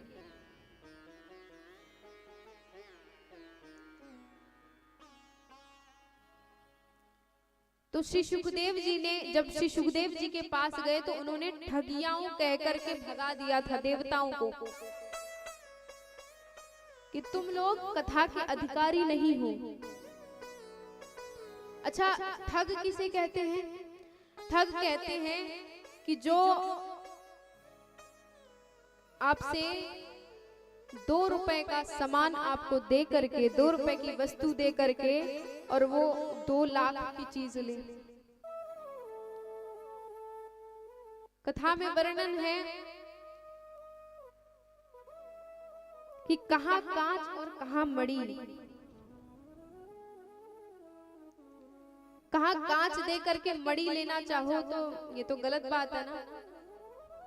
सुधा कुंभम अमृत का कलश लेकर के देवता पृथ्वी लोक पर आए, श्री सुखदेव जी को, श्री सुखदेव जी के सामने गए और जाकर के कहा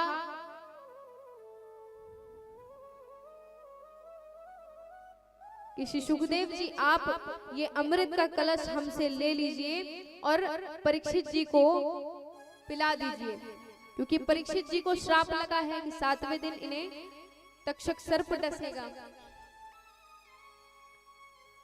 और अगर ये अमृत का कलश यह पी लेंगे तो इनकी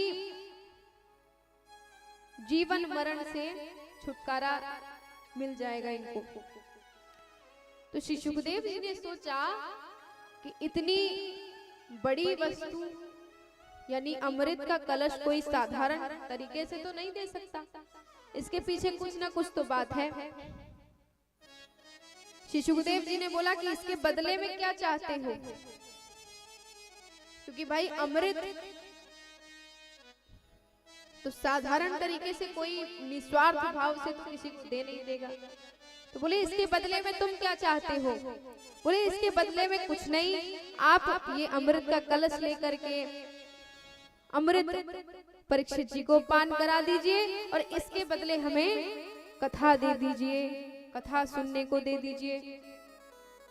श्री सुखदेव जी ने बोला कहाँ कांच और कहाँ मणि, कहाँ कांच दे करके तुम ये अमृत दे करके और तुम कथा, भगवान की अमृतमयी कथा को लेना चाहते हो। तो श्री सुखदेव जी ने ठगियाओं कह करके देवताओं को भगा दिया था, तो इसलिए ये देव दुर्लभ कथा है।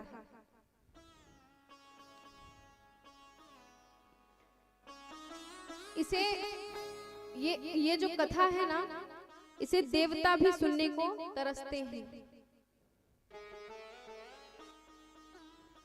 अब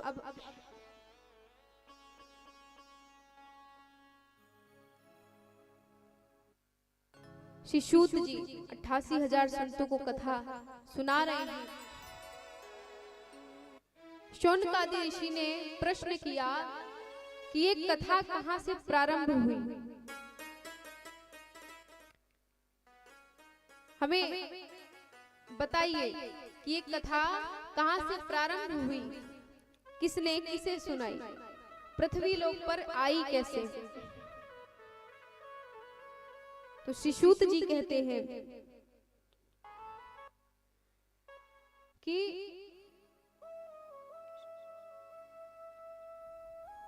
ये कथा जो है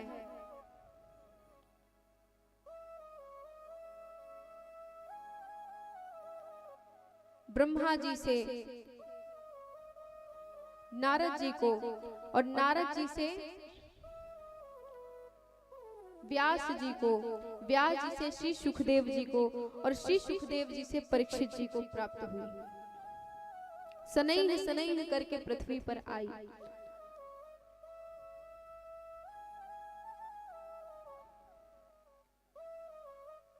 और तब प्रश्न किया शौनकादि ऋषि ने कि महाराज नारद जी को ऐसी क्या परिस्थिति हो गई कि उन्हें 7 दिन एक जगह पर बैठ करके कथा सुननी पड़ी।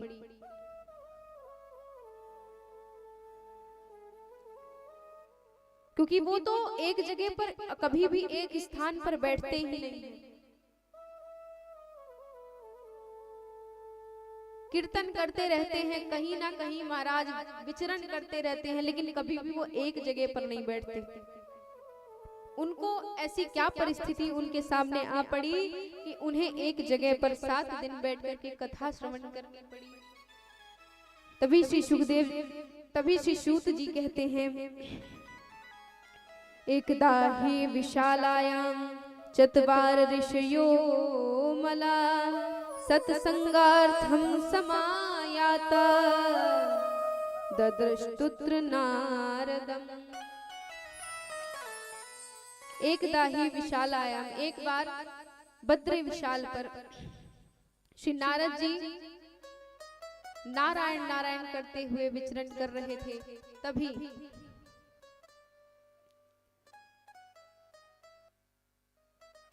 वहां पर उनके भ्राता चारों भाई बैठ करके सनक सनंदन सनातन सनत कुमार चारों भाई बैठ करके एक दूसरे को कथा श्रवण करा रहे थे। तभी नारद जी को जाते हुए देखा और नारद जी को रोका। कहा, देवर्षि नारद,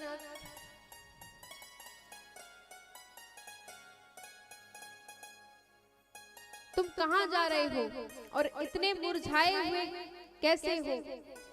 तुम्हारा मुखमंडल इतना मुरझाया हुआ कैसे है? इतने चिंतित कैसे हो? तुम तो सदा प्रसन्न रहते हो, सदा भगवान का कीर्तन करते रहते हो, इतने परेशान आज कैसे लग रहे हो? तो श्री नारद जी ने कहा,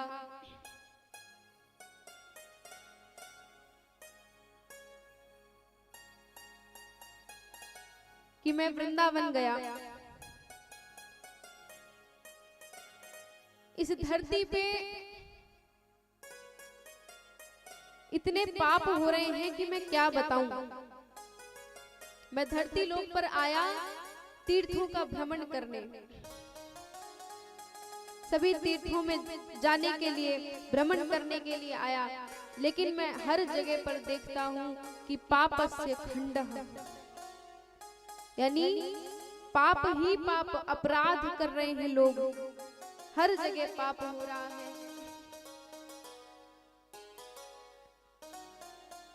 कोई भी पवित्र नहीं है,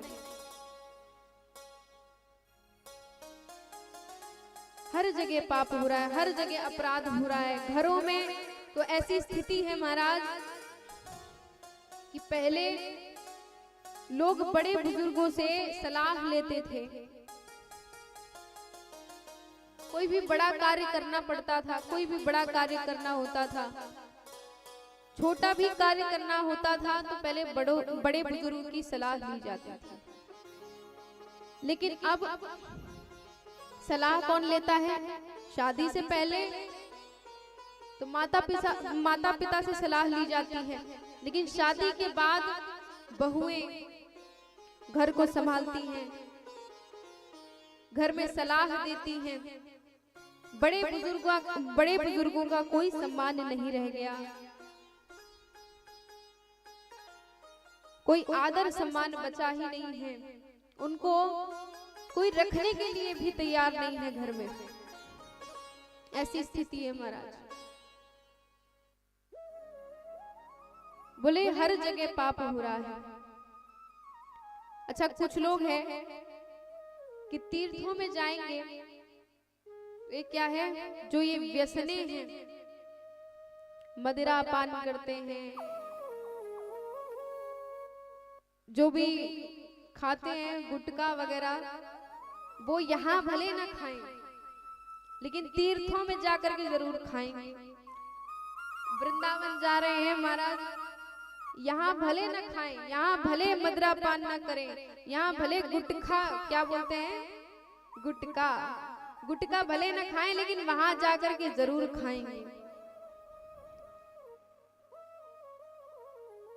तो मैं तो कह रही हूँ कोशिश करिए कि यहाँ पे पहली बात तो खाना ही नहीं चाहिए, और अगर खा भी रहे हैं तो तीर्थों में जाकर के ये अपराध मत करिए, कभी भी तीर्थों में जाकर के ये कार्य नहीं करने चाहिए।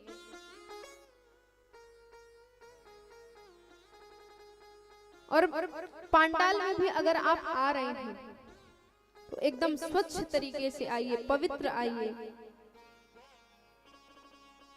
इन व्यसनों से दूर रहिए। पांडाल में भगवान के पांडाल में आप आ रहे हैं, कथा पांडाल में अगर आप आ रहे हैं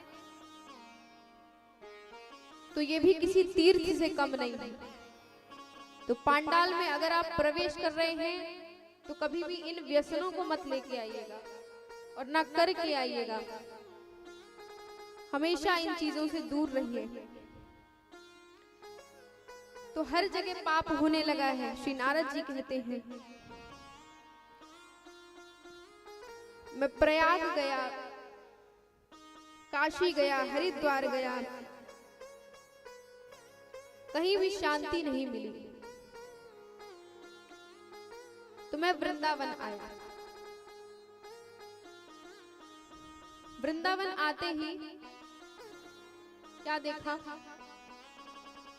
वहां पर एक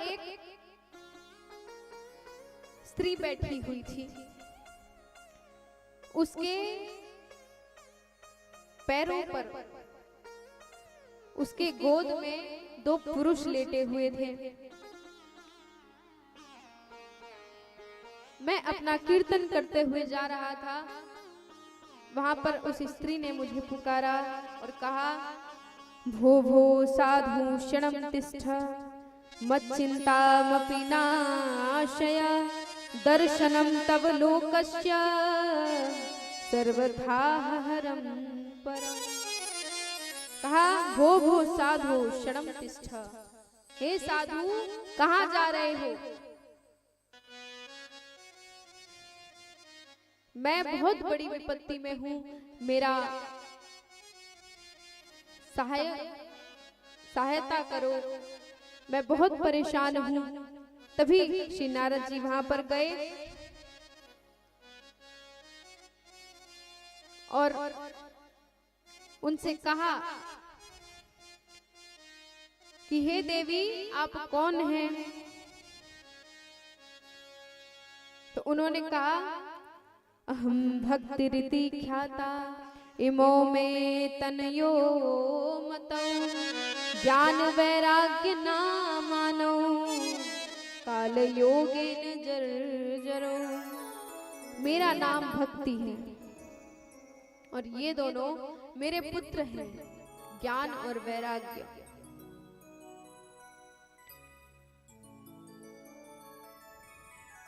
ये दोनों मेरे पुत्र हैं, ज्ञान और वैराग्य काल के प्रभाव से जर्जर हो गए हैं, यानी बूढ़े हो गए हैं, काल का प्रभाव इन पे है।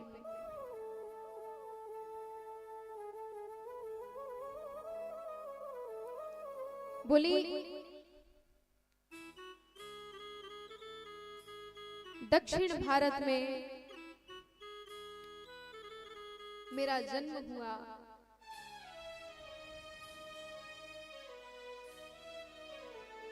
कर्नाटक में आई, बड़ा ही सम्मान मिला।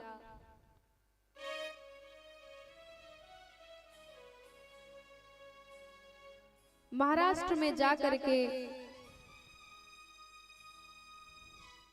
मैं भी वृद्ध हो गई, लेकिन जैसे ही मैं वृंदावन आई तो मैं तो युवा हो गई, लेकिन मेरे जो दोनों पुत्र हैं ये वृद्ध हो गए काल के प्रभाव से। कुछ तो उपाय बताइए और मेरी जो विपत्ति है, जो मेरा कष्ट है, इसे दूर करिए।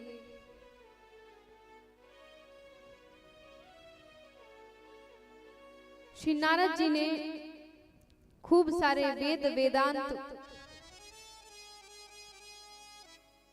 का पाठ किया, ज्ञान वैराग्य के कानों में खूब सारे उपनिषद श्लोकों का गान किया। वहां पर बैठ करके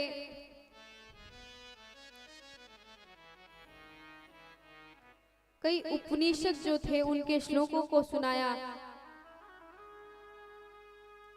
थोड़ी देर के लिए ज्ञान वैराग्य को चैतन्यता आती, थोड़ी देर होश में आते, उसके बाद फिर बेहोश हो जाते। तो श्री नारद जी बड़े परेशान हो गए कि अब क्या किया जाए। तब आकाशवाणी हुई कि सत्कर्म कराइए। सत्कर्म कराने से ज्ञान वैराग्य जो है युवा होंगे। तो श्री नारद जी बोले सत्कर्म क्या है, सत्कर्म किसे कहते हैं। मैंने इतने सारे वेद वेदांत उपनिषद सभी का गान कर दिया, तभी भी सत्कर्म क्या है। सभी संतों के पास जाते और यही प्रश्न करते कि सत्कर्म क्या है, सबसे बड़ा सत्कर्म। सभी संत महात्मा कहते कि महाराज आप हमारे पास आए हैं, आप तो खुद ज्ञान के भंडार हैं, आप हमारे पास आकर के पूछ रहे हैं सत्कर्म क्या है, हमें नहीं पता। तो चिंतित हो करके श्री नारद जी जा रहे हैं और जैसे ही चारों भाइयों से बताया, अपने भ्राताश्री से बताया, सारा वृत्तांत सुनाया, तभी चारों भाई समझ गए। सनक सनंदन सनातन सनत कुमार ने तुरंत कहा कि सत्कर्म एक ही है इस संसार में, वो है श्रीमद् भागवत महापुराण। बोलिए श्रीमद् भागवत महापुराण की जय।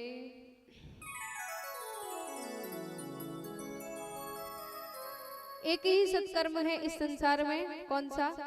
श्रीमद् भागवत महापुराण, और कोई सत्कर्म नहीं है।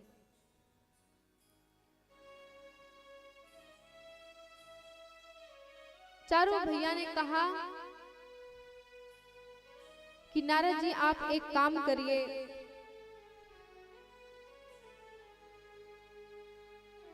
हमारे लिए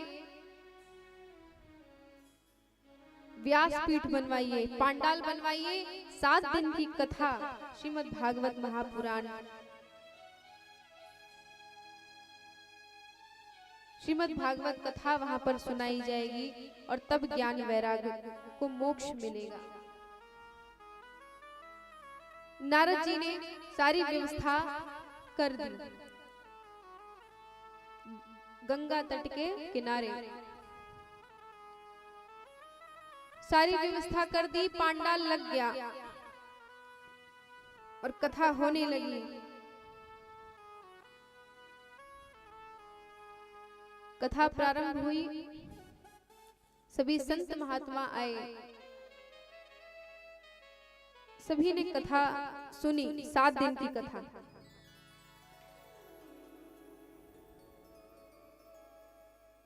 अब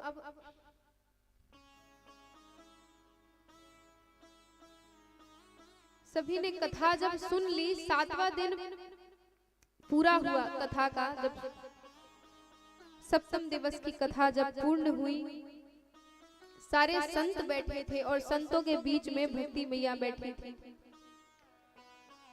भक्ति माता जैसे ही 7 दिन की कथा पूर्ण हुई तो ज्ञान वैराग्य युवावस्था में आ गए, एकदम देव रूप में प्रकट हो गए और भक्ति मैया खड़ी होकर के नृत्य करने लगी।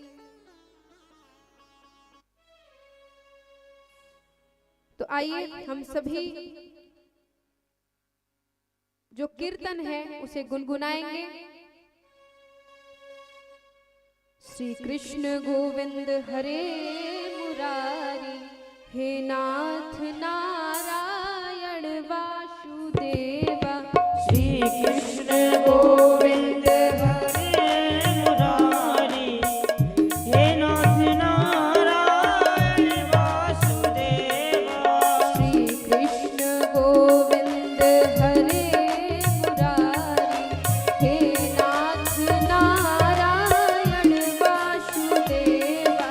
श्री कृष्ण गोविंद हरे मुरारी, हे नाथ नारायण वासुदेवा। हे नाथ नारायण वासुदेवा। हे नाथ नारायण वासुदेवा। हे नाथ नारायण वासुदेवा। श्री कृष्ण नारायण वासुदेवा।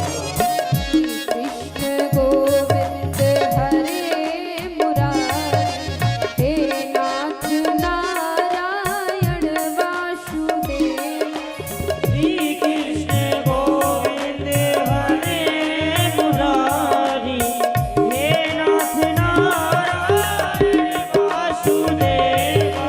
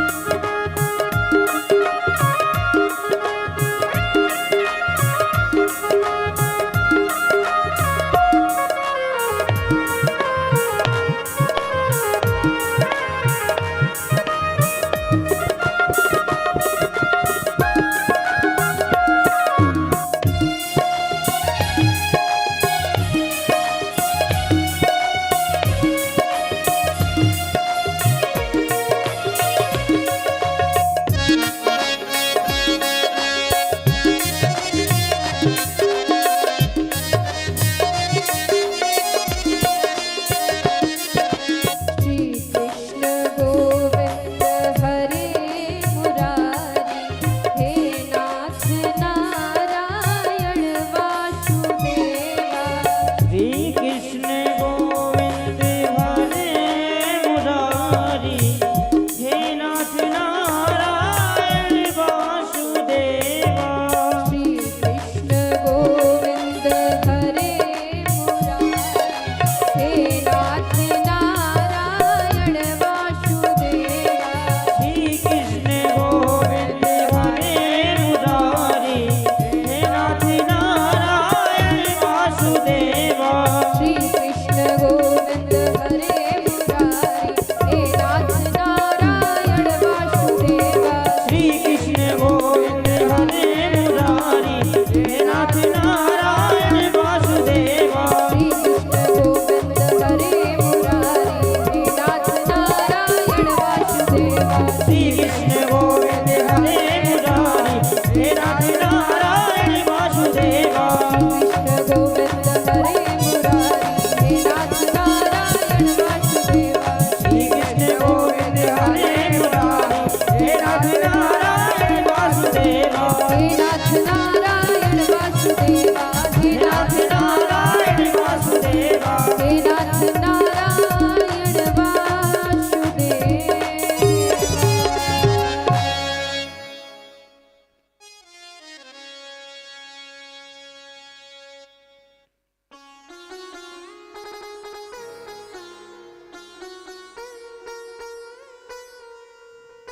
देखिए, कल की जो कथा है, द्वितीय दिवस की कथा, दोपहर 1 से 3, उसके बाद रात्रि में 8 से 11 यही समय रहेगा।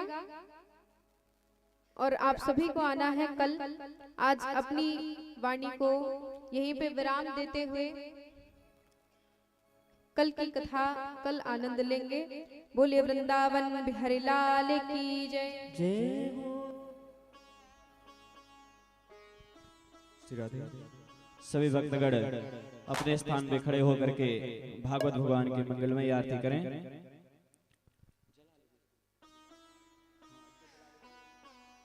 ओम ज्वालामालिन्यै नमः रत्नेश्वर्यै नमः सर्वोपचारार्थे गन्धाक्षतपुष्पाणि समर्पयामि ओम चंद्रमा मनसो जातचक्षुः सूर्यो अजायत श्रोत्राद्वायुष्य प्राणस्य मुखा दग्निरजायत। आप लोग आगे आ जाइए, इतना पीछे क्यों भगे रहते हैं? सब लोग आगे आ जाइए।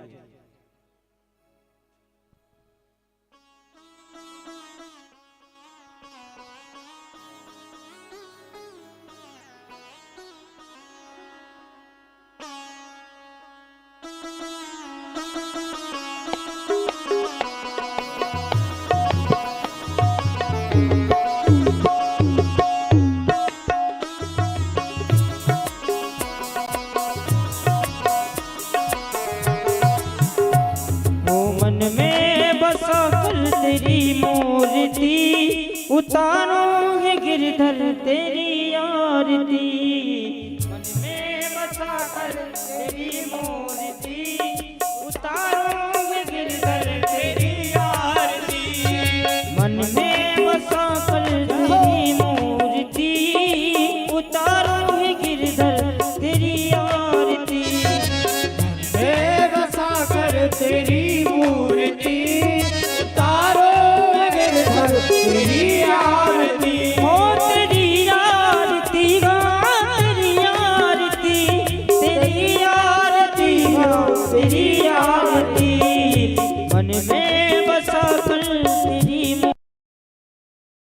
उतारो है गिरधर तेरी गिरधर तेरी आरती।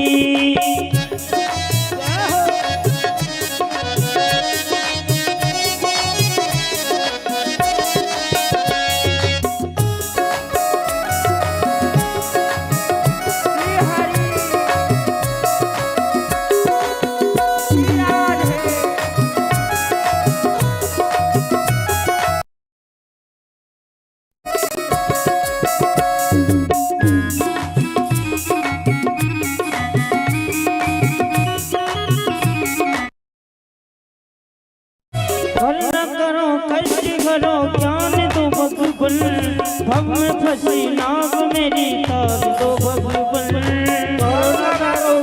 हरो ज्ञान दो भगवन, भव में फंसी नाव मेरी तार दो भगवन। करुणा करो कष्ट करो ज्ञान दो भगवन, भव में फंसी नाव मेरी तार दो भगवन। ज्ञान दो भगवन, भव में फंसी नाव मेरी तार दो भगवन। वो दर्द की दवा तुम्हारे पास है, दर्द की दवा तुम्हारे पास है। वो दर्द की दवा तुम्हारे पास है, जिंदगी दया की ये भीख मांगती। मन में बसा कर तेरी मूर्ति, उतारो है गिरधर तेरी आरती। हो तेरी आरती, तेरी आरती हो तेरी आरती। मन में बसा कर तेरी मूर्ति, उतारो है गिरधर तेरी आरती।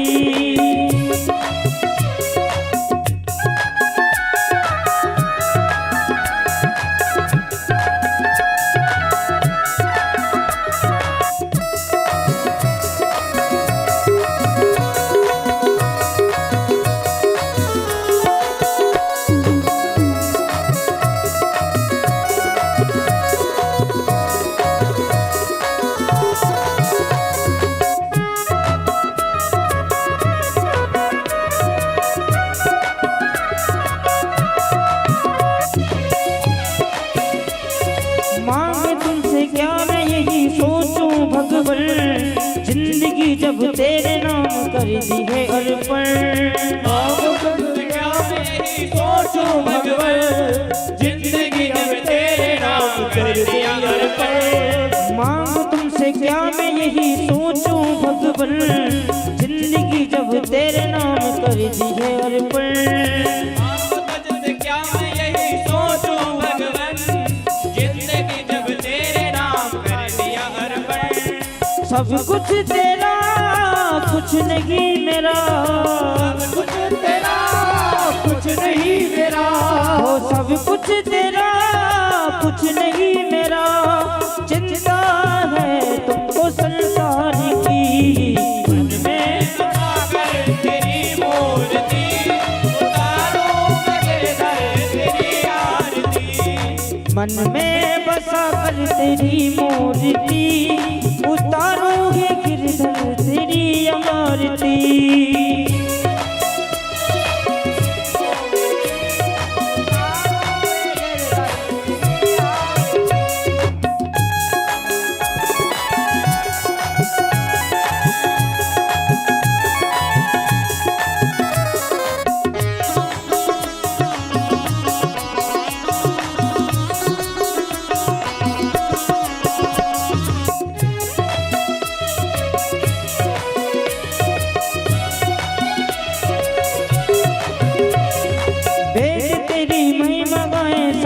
करे ध्यान नारद गुणगान करे छेड़ भिड़ाता, वेद तेरी महिमा गाए संत करे ध्यान, नारद गुणगान करे छेड़ भिड़ाता।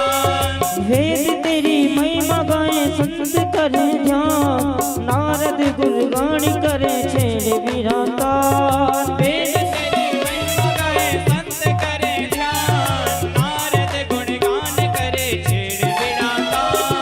भक्त तेरे द्वार करते पुकार, तेरे द्वार करते हैं पुकार, हो भक्त तेरे द्वार करते पुकार, तेरे द्वार करते हैं पुकार। हो दास मिलके गाए सब तेरी आरती, मन में बसा कर तेरी मूर्ति, उतारूंगी गिरधर तेरी आरती।